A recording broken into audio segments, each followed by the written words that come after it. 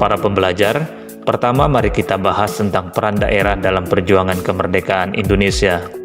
Kemerdekaan bangsa Indonesia adalah hasil perjuangan rakyat di seluruh wilayah Indonesia. Setiap masa perjuangan bangsa, tokoh dan pemimpin di berbagai daerah mengobarkan semangat sekaligus ikut dalam perjuangan melawan penjajah. Bagaimana dengan daerahmu? Coba telusuri dari berbagai sumber tentang perjuangan kemerdekaan oleh tokoh atau pemimpin setempat. Mari kita simak data perjuangan daerah dalam beberapa masa perjuangan kemerdekaan Indonesia.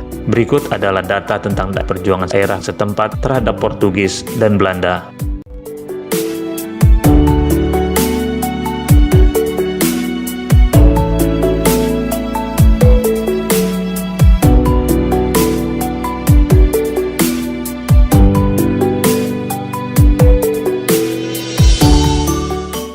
Selanjutnya, masa kebangkitan nasional.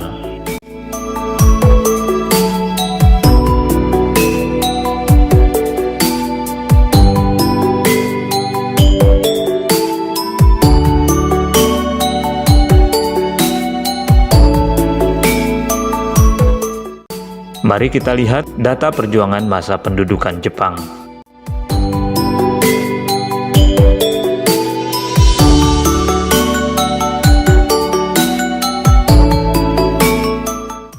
Selanjutnya, data peran daerah dalam perjuangan masa Perang Kemerdekaan.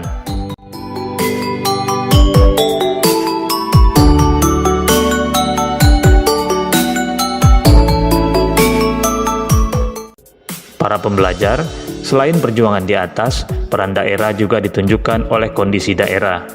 Kondisi tersebut bisa dilihat dari beberapa faktor, misalnya luas dan letak wilayah. Luas dan letak wilayah suatu daerah beraneka ragam. Semuanya bisa bernilai positif asalkan dapat dimanfaatkan secara baik. Luas dan letak wilayah sebagai ruang yang potensial untuk permukiman serta kegiatan perekonomian masyarakat di daerah. Misalnya, Kalimantan Tengah sebagai provinsi terluas kedua di Indonesia. Bagaimana dengan daerah kalian? Berapa luas dan di mana letak wilayah daerah kalian tersebut? Kedua, jumlah penduduk. Jumlah penduduk menggambarkan banyaknya individu yang menetap di suatu wilayah. Jumlah penduduk tiap daerah berbeda.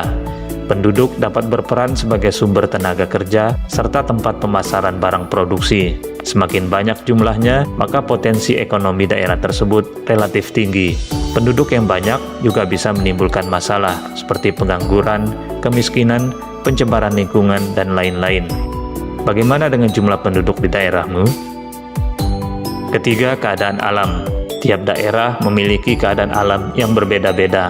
Misalnya, daerah yang wilayahnya berupa dataran rendah dan rawa, daerah dengan wilayah sebagian besar pegunungan dan lembah, serta daerah yang terpisah-pisah, laut dan selat.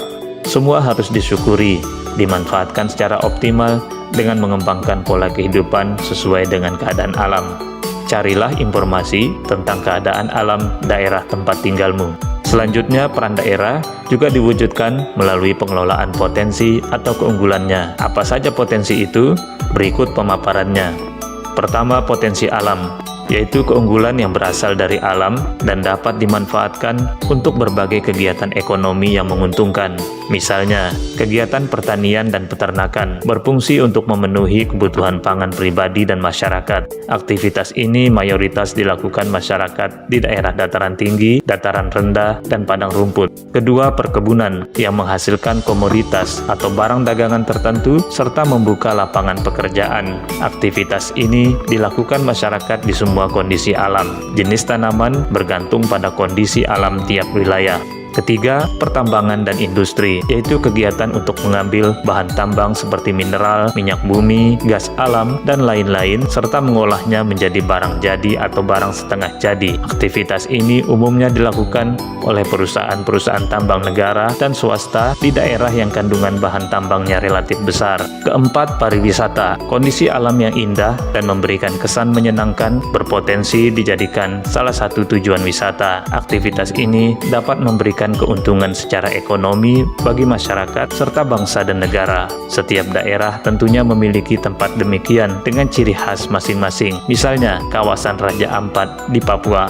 Kelima, pendidikan dan rekreasi. Alam bisa menjadi sumber belajar yang nyata dan menyenangkan. Misalnya, beragamnya jenis vegetasi atau tumbuhan di Kebun Raya Bogor dipakai oleh pelajar atau mahasiswa untuk kegiatan karya wisata dan penelitian. Selain potensi alam, tiap daerah memiliki potensi sosial. Berikut adalah penjelasannya. Potensi sosial adalah keunggulan yang berasal dari hasil interaksi atau hubungan antar manusia. Wujudnya antara lain, pertama, budaya. Hasil budaya, baik yang berupa benda maupun tidak benda, bisa menjadi potensi bagi daerah tersebut. Keunikan unsur budaya yang ada dapat menarik perhatian orang lain untuk menyaksikannya dari dekat. Hal ini dapat menjaga kelestarian budaya tersebut sekaligus membuka peluang tumbuhnya ekonomi kreatif di masyarakat. Kedua, peninggalan sejarah. Hasil peninggalan sejarah pada masa lalu juga mengundang ketertarikan masyarakat untuk mengetahui suatu peristiwa. Di tiap daerah akan dijumpai peninggalan sejarah dimaksud. Misalnya di Sulawesi Selatan terdapat benteng Rotterdam yang mengingatkan pada kebesaran kerajaan Gorontalo dan perlawanan rakyat terhadap VOC. Ketiga, kearifan lokal, yaitu nilai dan aturan yang diyakini oleh suatu masyarakat dan menjadi ciri khas pada perilaku, kebiasaan, dan budaya mereka. Misalnya awik-awik di Lombok, Nusa Tenggara Barat berupa hukum adat yang disusun masyarakat desa untuk mengatur kehidupan agama, budaya, sosial, serta aspek kehidupan lainnya. Demikian pembahasan tentang peran daerah dalam kerangka NKRI. Semoga akan menambah kesadaran kita terhadap besarnya peran serta daerah dalam mewujudkan pembangunan di Indonesia.